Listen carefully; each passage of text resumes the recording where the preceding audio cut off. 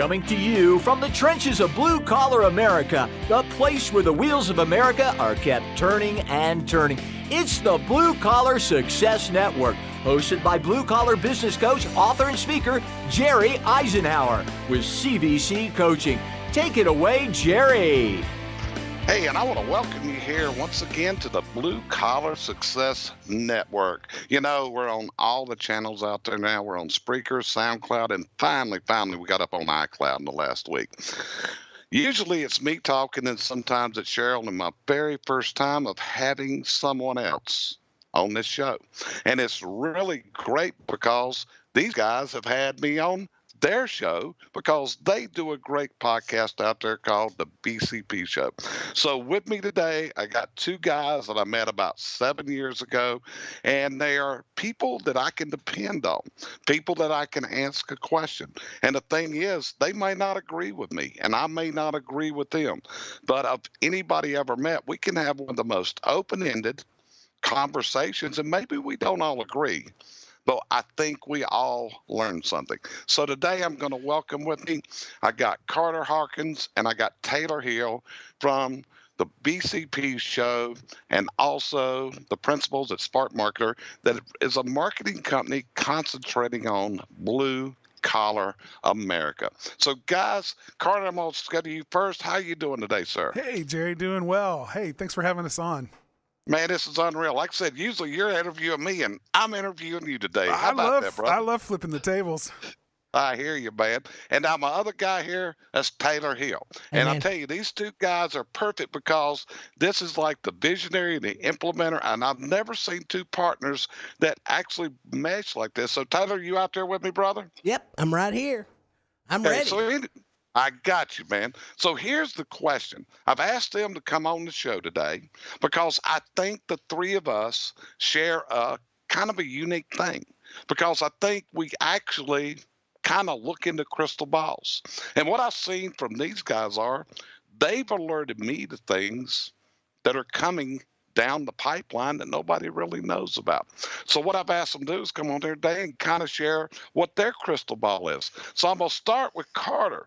So Carter, I want you to take a minute, look into that crystal ball, look into that guy that studies minds, got that great design talent, and tell me, what do you see over the next 1 to 3 years that blue-collar business owners need to be aware of and looking towards? Absolutely. So looking into that crystal ball, and we've been looking at it for a while now and seeing, you know, the trends that we've identified as being things that are crucial to the success of any blue collar business owner. And, you know, in just the privilege of having a company that serves them, and having, you know, the privilege of being able to speak to blue collar business owners every week through our own podcast, Blue Collar Proud Show, and then writing a book called Blue Collar Proud, you know, we've identified what we think are really 10 specific things that business owners need to be focused on. But the one that I think I want to focus on today, and mainly it's because I got a burr under my saddle with this. I've seen some things going on Facebook that just make me cringe, and so really it's about the workforce that's coming online right now across the board in every single society in the world, but right here in America, and that's millennials. I mean, it's the M word. Some people don't like hearing it, but you know, if you're a blue collar business owner, 35% of the workforce right now is made up of millennials. In 2020, they estimate that that's going to be 46% of the workforce. So I hear so much pushback. I mean, like not just people saying, I don't really want to hire millennials. If I can find somebody else, that's fine. I mean, like almost to the point of hatred toward the idea of hiring a millennial in a blue collar business. Like they're not good workers. They suck. They want a free ride. They don't work.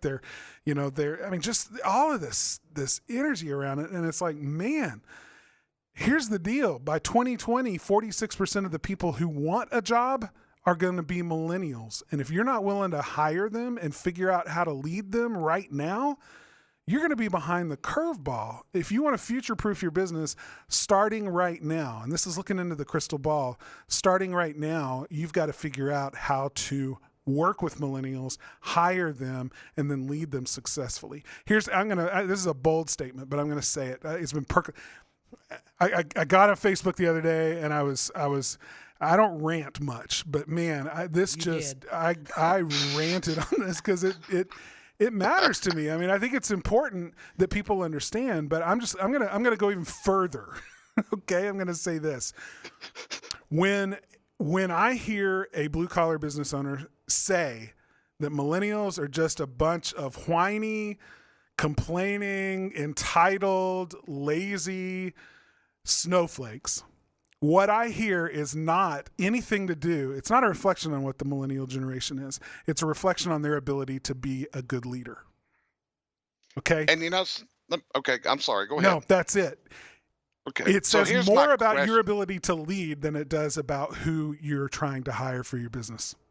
Okay, you hit me exactly at the question I was going to ask you. And yes, Carter, I had never seen you go on to Facebook with that. It's like something happened and we hadn't had a chance to talk. But so tell me this.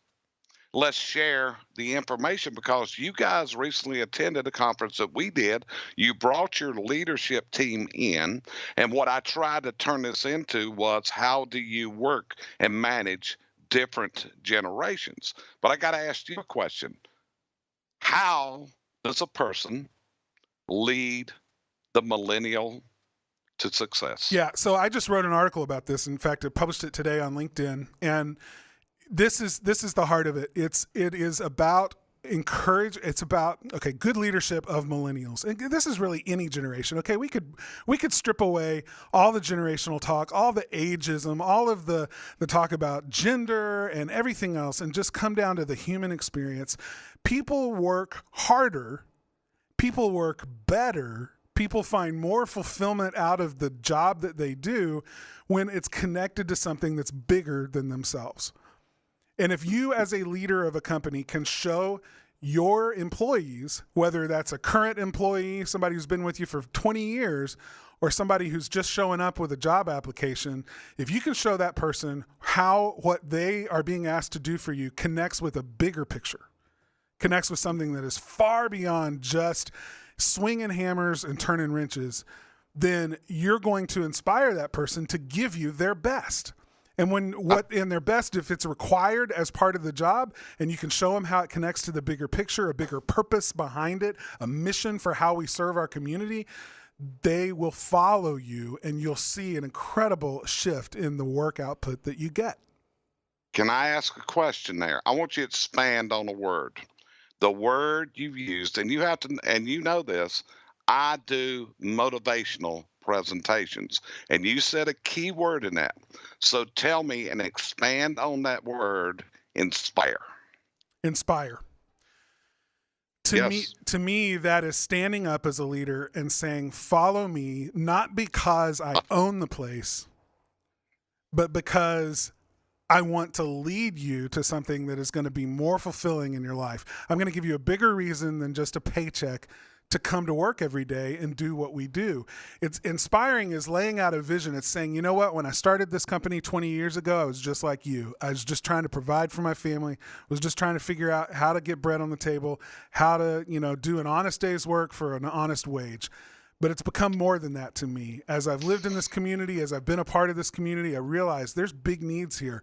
And we, doing what we do, get to serve that community and provide for those needs. We give back to the community. We serve in other ways that are beyond just the job that we do. But we look at our job and coming into people's homes and interacting with our customers as a way to find other places that we can serve. Being connected, being an employee here means that you are, going beyond just the actual skill that you've learned in the job that you do, whether it's a plumber, whether it's a roofer, whether it's, contracting, building additions on homes or whatever it may be. When you show up on the job site, you get to be something bigger than that. You are connected to a team that has bigger goals in mind for that. That's the sort of inspiration that I'm talking about, that if leaders spend a little bit of time, and I'm going to say I recognize it's not easy for blue collar business owners, especially those who have come up through the trades and now own their own business, to get all mushy, emotional, and just using language like that to talk to their guys. It's easier to just be cut and dry, right? This is the job. This is what we got to do. This is what it needs to come in at. This is our budget. And this is how much we're all going to make and be happy, get a bonus, go home, and hang out with our families. But if you can speak a little more passionately, if you can bring the energy to it, the inspiration to it, you're going to find that you're engaging with your people at a really high level, and you're going to see a great impact. So Carter, that is probably one of the most passionate talks I've ever seen you give. And I'm not looking at you. We're doing this by teleconference. That was impassioned. So what I'm taking from this is you feel like that the blue collar leader has got to learn leadership skills and how this transfers to build this culture to where he's going. Is that what I read out of what you just said? Yeah. If you want to be in business in 3 to 5 years, your workforce is going to be made up of millennials. You got to figure out how to lead them and how to use their passion and their skill to grow the business that you can be proud of. And let's add one more factor. That's also going to be your customers. Yes.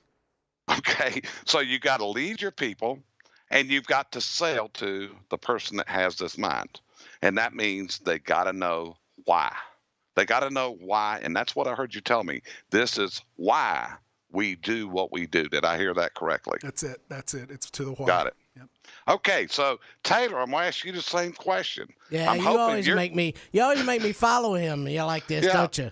And I'm wondering, okay, is the passion going to come out of Taylor Hill to this degree? Because I've seen you on your soapbox. So here's your opportunity, looking in Taylor's crystal ball. And Taylor looks at things one way, Carter looks a little bit different, and Jerry looks different. So Taylor, my friend, what do you see? Well, I see a lot of things in, if you want to silo a business, there's a lot of things changing in marketing. There's a lot of changing in advertising. There's a lot of things changing over here, over there, and wherever. But I'll tell you, the number one thing that I think is going to impact a business in the next 3 to 5 years is exactly the same thing that impacts business today, and that's cash flow. I just read a really great article. Man, cash flow is the reason 87% of small businesses fail today. So I am so tired of talking to people that don't know their freaking numbers. I mean, it should be Business 101. You should know your numbers. You got to know your numbers. If you do not know your numbers, you cannot control your cash flow, and you are setting yourself up for failure. This time of year, a lot of our clients don't have the money to pay their bills. How do I know that? Because they call. That's how I know. That's how I know people don't know what they're doing. What are they spending on? When 87% of small businesses and blue-collar companies are in that percentage, are going to go out of business because of cash flow. It has nothing to do with marketing, nothing to do with anything else except you have not set your business up correctly. If you cannot do that, go work for somebody else until you learn how to do that. Go hire somebody. Do something, but don't stay in business and suffer. It drives me crazy. And that's a passion from you. And see, I'm kind of over it because I sat and listened to a guy that works with plumbers who the other day made this statement. He said the biggest problem that we have in plumbing with owners is they do not take responsibility. Okay? And he said, and the reason I know that is because only about 4 out of every 100 companies I talk to know their numbers. If you don't know your numbers, you are not responsible. You are not taking responsibility for your business. You are not taking responsibility for your employees. If you don't know your numbers, you're not a responsible business owner. And I sat there and said, the guy's right. And you want to take it more than that? We've got a problem in this country about responsibility. We talk about taking personal responsibility. If I had a number of small business owners and I took a poll and said, do you believe in personal responsibility? I guarantee you almost 100% of those hands will raise. And yet, if I ask those same people, how many of you know what your cash flow is this week? Out of that 100, I may have 5 people raise their hands. So you got to quit playing. Quit playing and start being responsible. Start being an adult and run your business the way it needs to be run. You know, Taylor, you know my background. Mm-hmm. You know what all I've been through. Yep. And see, and believe it or not, I'm actually having dinner tonight with one of my bankers from many years before my downfall.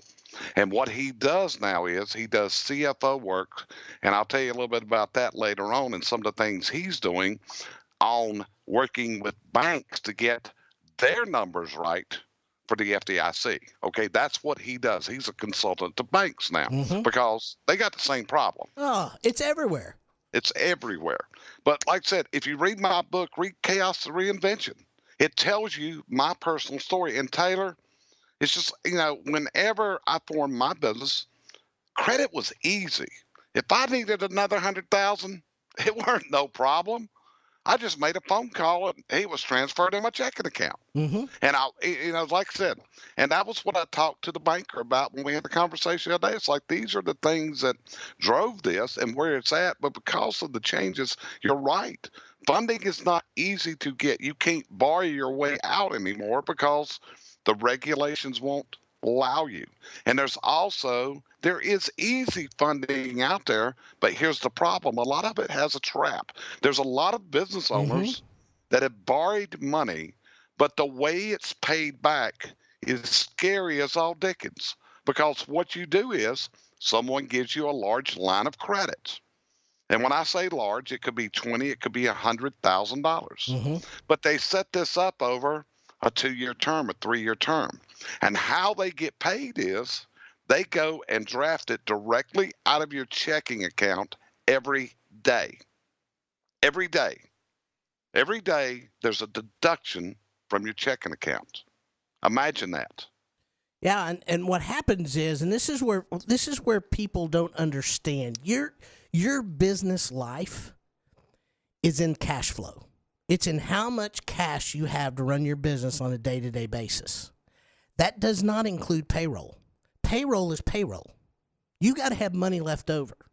You have to have money in order to make decisions. You can't make good decisions in your company if you don't understand where everything's going and how much you need. People, if you don't know how much money you need every single month, all right, in order to run the business that you currently have, you are doing yourself a disservice. If you have a company, and let me tell you, I used to be in the mortgage business, and that's as seasonal as you can get, all right?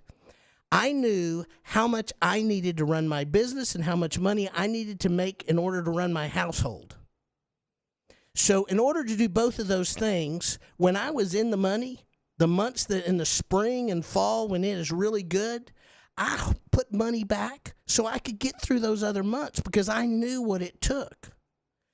You have to do that if you're a seasonal business. Or you have to figure out during those times to figure out what you have to bring in order to make up the difference. And figure that out.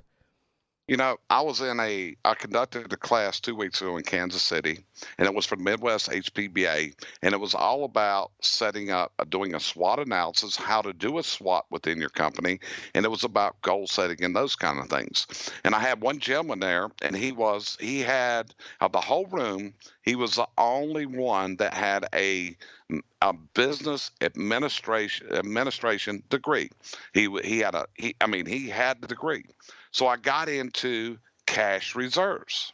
And what I was talking about was, and I said, let me ask you, how much cash money, how much reserves does a company need?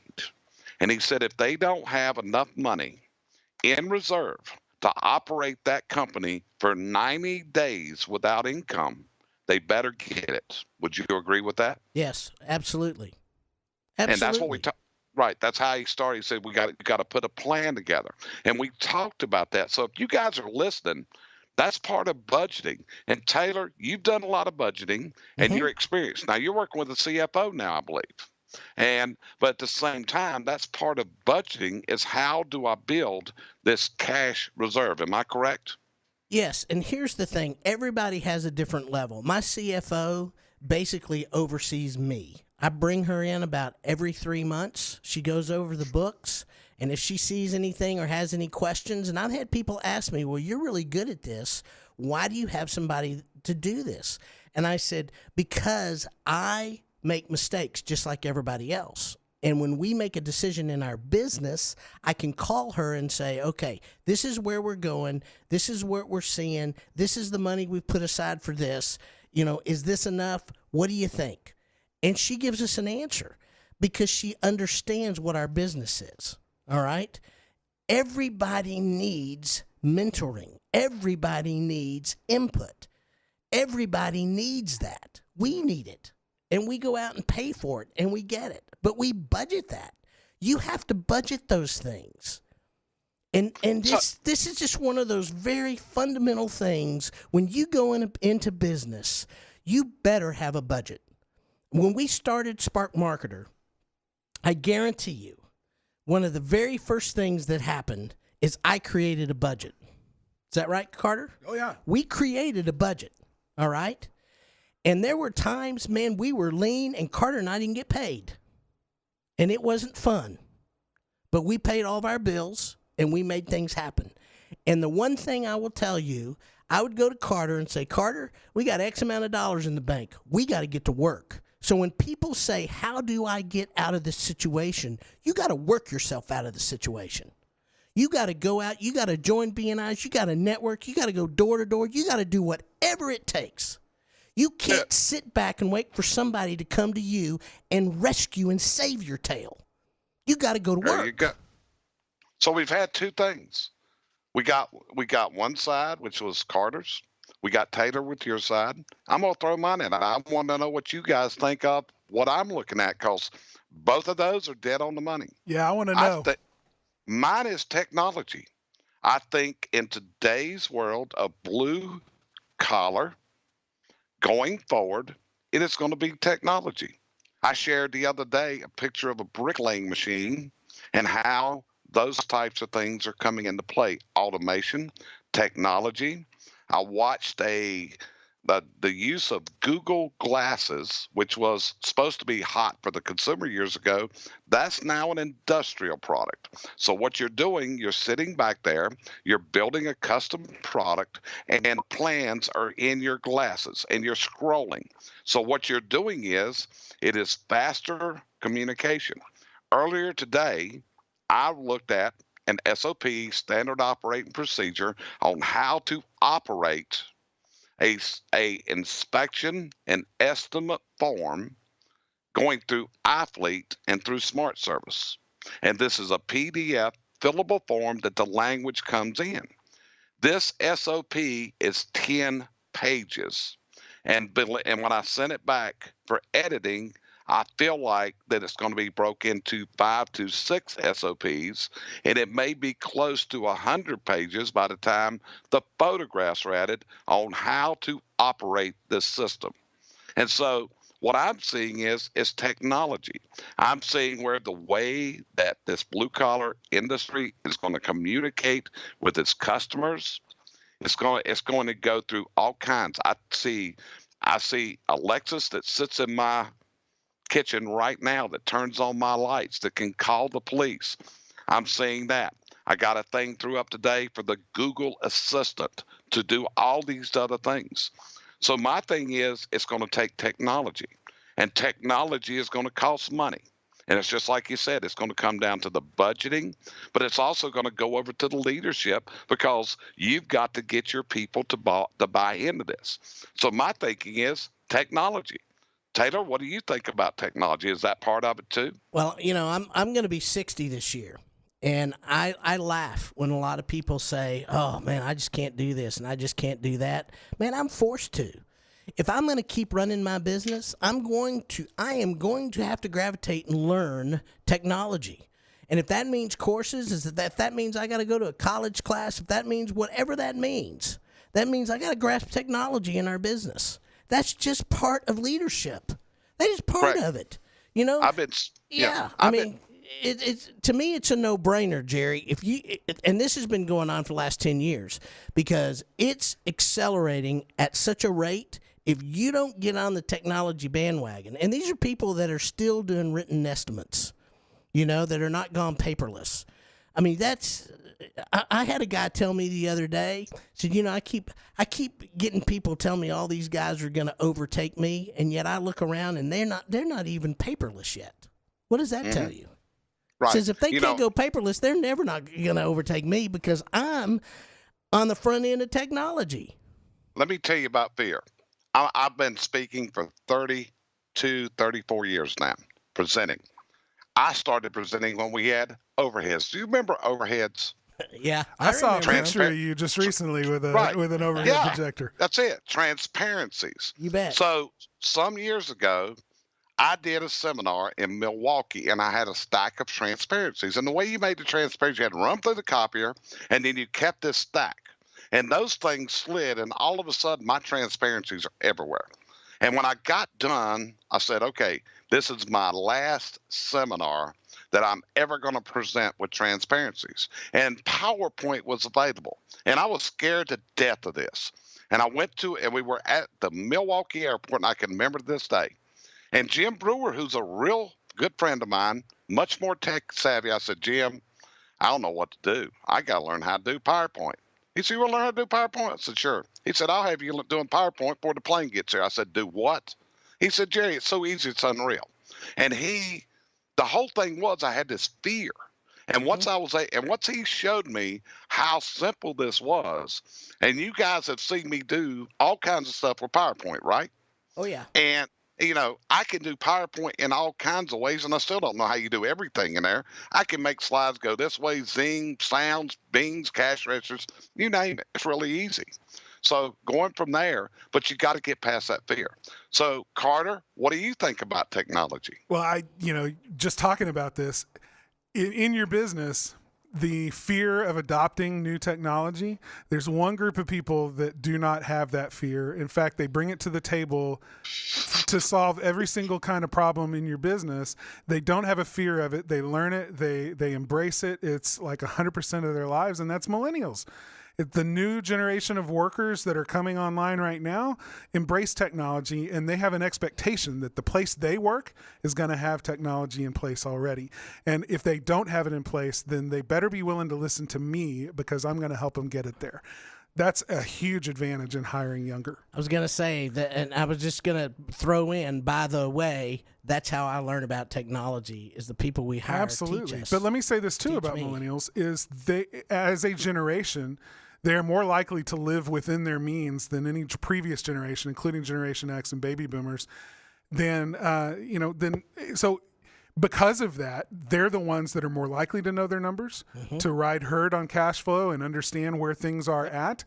These are businesses. So if you're an older business owner thinking only about hiring people that you can relate to, meaning people your own age, and you're not getting any younger, by the way, so you're putting yourself in a position where your business isn't going to grow. Technology is huge. Having people that know their numbers. If you don't hire them, they're going to go out and start the businesses that become your competitors. That's my feeling. Let me tell you, you talk about younger. We got a lot of people, and I've been on a social marketing kick for years. You guys know this. I believe in it. I promote it. I think it has the hugest potential out there, and people are scared of it. They don't know how to do it.